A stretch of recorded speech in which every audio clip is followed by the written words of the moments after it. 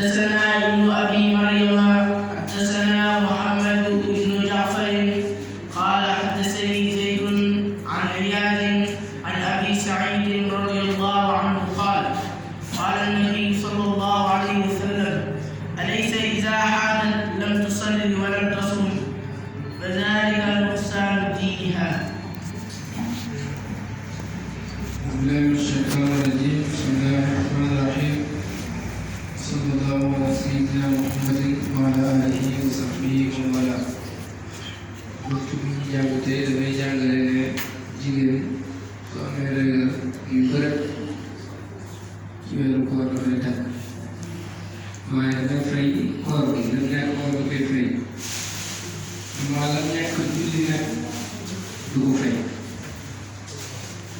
kon jigéen su amee ngant muy gis deret ci weeru koor dafay tàkk ba mu set mu war a commencé woor lam ñàkk woor dana ko fay waaye lam ñàkk julli du ko fay. dafa muy dugg na ci ku dof ci weeru koor lam ñàkk woor yëpp dana ko fay lu mu bëri bëri waaye lam ñàkk julli du ko fay. mooy bunt bi muy jàngale ne ku mbërëg dana bàyyi julli ak woor. Abu Zinaad ne sunna ak dëgg lu bëri la wutee xelaat léeg-léegi njub léeg-léegi mu wutee xel.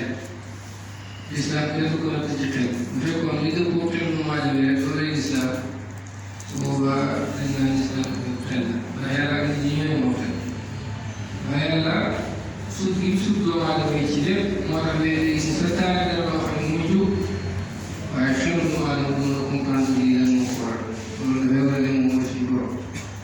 loolu sax moo tax yàlla ne laa yusalu ammaa yafalu wa hum yusaluuna yéen doomu aadama yéen nañu laaj li ngeen def ngeen ko teg waaye yàlla kenn du ko laaj lu muy def am. li waral loolu mooy yàlla moom la expliqué lépp ba mu comprendre am na loo xam ne xel attanu ko. soo amoon sa doom bi ndaw nga aaye ko ko sa loxo bi bu ko dugal ci safara si mënul comprendre lu tax nga aaye ko yow wax dëgg yow xam nga xam nga ne dafay lakk waaye doom ji moom xamul loolu.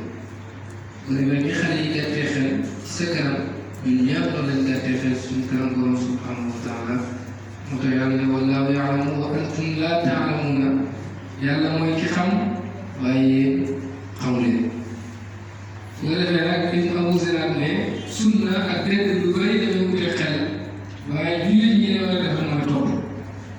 bokk na ci sunna santaane te mu wute xel mooy jigéen ñi am wér dañ naan ko bul julli bu lool julli gi nag doo ko fay waaye koor gi danga ko fay lu tax mën nañu ko santee rek dafay ko. hadis bi Ibn Abi Maryam moo ko nettali mu ne Muhammad bin Jaafar nettali nañu Zayd nettali nañu si Iyaad jëlee si Abu Saïd yàlla yàlla gërëm ko yonentu ne jigéen ñi dañoo manqué xel ak diine. su ko defee jigéen ñi daal Yonent bi sallallahu alayhi wa sallam nan lañ manqué xel ñoom nan la jigéen gàttee xel nan la gàttee diine yonentu ne seede ñaari jigéen moo tolloo seede benn góor loolu mooy manqué xel.